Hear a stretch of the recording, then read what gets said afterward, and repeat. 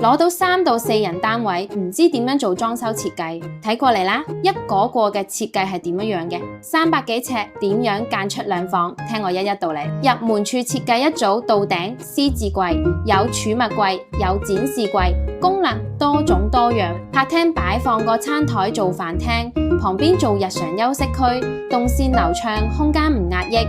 成個客廳配色簡約，功能齊全，搭配裝飾更有格調。沙發對面做一組電視櫃，收納日常物品，唔雜亂。